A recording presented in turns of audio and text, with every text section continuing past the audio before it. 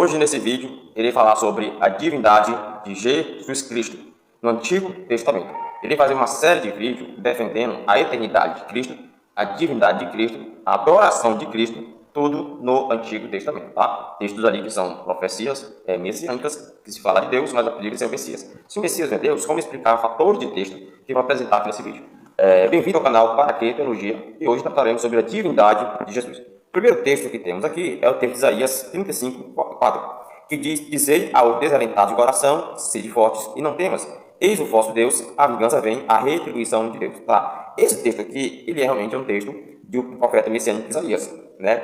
Isaías. Ele está falando que Deus trará a vingança e que Deus viria para trazer redenção de Israel. Só que esse texto aqui, ele se aplica ao Messias, porque quem eles aguardam para trazer redenção e trazer vingança é o Messias, e o profeta fala que é Deus que vem. Tá? Já começa aqui. Como é que o texto fala de Deus e se aplica ao Messias? Exemplo, se eles ali olhassem e falavam assim, olha, Deus veio trazer redenção e apareceria o seu Filho glorificado, então a aplicação é correta, porque o texto que se trata é de Deus e seu Filho que eles aguardam, trazendo essa vingança aqui. Então, embora Isaías está falando de Deus, a aplicação messiânica, o Messias é Deus, e é como Deus, tá?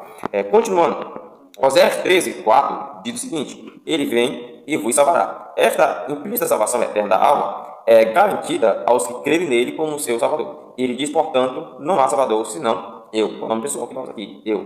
Né? Em Isaías 25:9, nós temos o seguinte texto. Encontramos ali uma profecia messiânica das mais significativas para Israel. Ele diz, naquele dia, se dirá, eis que este é o nosso Deus. Olha só, este é o nosso Deus. Pronome que é o genitivo aqui, que eles colocam, nosso Deus é quem esperamos. Tá? Eles nos salvará, este é o Senhor quem aguardamos. Na sua salvação exultaremos e nós nos alegramos. Na sua salvação de Deus, o nosso Deus que nós estávamos esperando, mas de fato, da teologia judaica, eles esperam o Messias. Então, há então uma confusão. De fato, quem de real eles estão esperando? Deus ou Messias? O texto fala que Deus, mas a aplicação esse ano aqui, exegeticamente falando, é do Messias. Tá? O Deus Salvador, tá bom? Nós temos um texto também aqui, a expressão naquele dia, gente, indica o reino milenar, né, do Messias Jesus. Aqui na terra ele é, portanto, o Senhor, Deus, o nosso Senhor. Aqui os judeus guardam e nós crentes também aguardamos no arrebatamento, tá bom? Quando diz ele vos salvará, é mais uma alusão da restauração nacional de Israel, se é que pode se referir à salvação espiritual também, de todos quantos aceitaram o Messias como seu Salvador. Tá, mas o texto fala que é Deus, mas aplica ao Messias, tá bom? O Messias é Deus. Contudo, a expressão Santo de Israel, que aparece lá em Isaías 43, versículo 3, é o seguinte, porque eu sou o Senhor teu Deus, o Santo de Israel, o teu Salvador. A expressão Santo de Israel é encontrada dezenas de vezes no escrito profético, sempre aplicado ao Messias. Salmos 16, Atos 2, 25, 27, João, capítulo 6, 69. Já que o Santo de Israel é Jesus, ele é, portanto, consequentemente, o Senhor teu Deus. Ele é o teu Salvador. Não existe dois Salvador, existe o único Salvador. Se o Messias é o Salvador e o povo de Israel espera o Messias como Salvador, e Deus falou que não existe Salvador senão ele, o Messias é Deus. Né? Temos também aqui um texto. Quando os israelitas foram mordidos por serpentes no deserto, quem olhava para a serpente de bronze era salvo. Né? Jesus, em João capítulo 3, versículo 14 ao 15, ele fala, assim como Moisés levantou a serpente no deserto, assim importa que o Filho do Homem seja levantado, para que todo aquele que nele crê não pereça, mas tenha a vida eterna. Nós temos 3 pontos aqui interessantes. Aqui, ó, a palavrinha, né?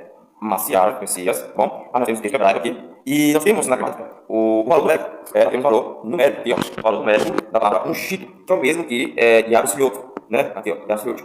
Temos o texto que aparece, que é onde que nesse caso, Gênesis 49, 10, nesse caso, o espalhista associa ao nome Siló ao Messias, né. Agora, essa gente vai ter a serpente aqui, ó, ardente. Também vale 358, que é o mesmo número que aparece da palavra ungido, tá? Essa serpente tem o mesmo valor numérico que aparece hebraico, Messias é serpente. Messias, Cristo, serpente. Então, todo aquele que olhava a serpente era uma alusão tipológica de Messias, tinha a vida e a salvação. Se Deus é o único Salvador, quem fala Salvador? Messias é Deus. Ele que olhar para o Filho do Homem, Messias, será salvo. Né? Esse texto diz o seguinte, Isaías 45:2. Olha só o que Deus vai falar. Olhar para mim, e sereis salvos. A todo aquele que nele crê não pereça, mas tenha a vida eterna. O Messias se colocando igual ao Pai. Né? Vós todos os termos da terra, porque eu sou o Senhor teu Deus, não há outro, não existe dois deuses, existe um único Deus. Tanto Deus salva como o Messias, porque os dois são ambos uma só pessoa. Tá? Essência, divindade e eternidade são um único só. Temos aqui Isaías 45, versículo 8, que diz assim, portanto, assim diz o Senhor que criou os céus e a terra, o único Deus, que formou a terra e fez e estabeleceu, que não a fez para ser um caos, mas para ser habitada. Eu sou o Senhor e não há outro, não existe dois deuses, existe somente um Deus. Aqui a pessoa divina se expressa nesses termos.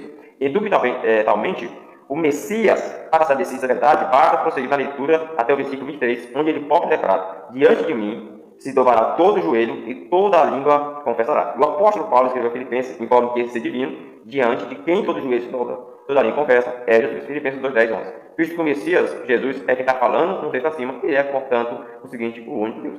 Se Deus está dizendo o seguinte, Isaías 45, que ele é o único, não há outro, então ele deveria ser orado. Então todo mundo deveria se prostrar somente a ele. Né? A sua glória não divide com ninguém, tá bom? Mas Paulo vai dizer que toda língua confessará que ele é o Senhor e todo joelho vai se provar diante dele. Então Paulo, sendo judeu, conhecedor do chamar Israel, o único Deus é Hat, né?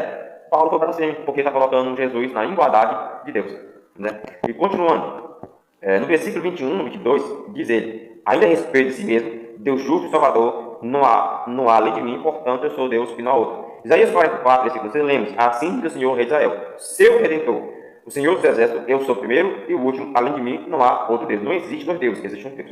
Mais uma vez, o Messias vai se identificar perfeitamente quando Jesus aparece triunfante ao apóstolo João na ilha de chamado Patmos. Apresentou-se a si mesmo com a seguinte palavra: eu sou o primeiro, eu sou o último, né? Apocalipse 1,17. Portanto, Jesus no Novo Testamento é o mesmo Senhor dos Exércitos do Antigo Testamento. Ele coloca-se na mesma fraseologia de Deus. Em Isaías 44, versículo 6. Deus fala que é o primeiro, Apocalipse 1,17. Jesus fala que ele é o primeiro. Deus fala que ele é o último, além de mim não há outro Deus. E ele fala, eu sou o último. Então ele coloca-se na igualdade do Pai. Não existe o primeiro. Quem for o primeiro foi o Pai. E quem for o primeiro? O Messias. O Deus adorado. Vimos, adoramos, prostramos e ajoelhamos diante do Senhor que nós criou. Então, pessoal, esse aqui é o vídeo. Eu estou falando sobre a igualdade de Cristo e a divindade dele no Antigo Testamento. Se você gostou, compartilha, curte e comenta aí. E refute esses textos você que não concorda. Estou colocando a igualdade do Messias ao Deus. Eu estou falando de textos que falam de Deus, mas aplicam ao Messias. Se o Messias não é Deus, por que os textos fazem aplicação à sua pessoa? Responde aqui no comentário. Forte abraço e fala.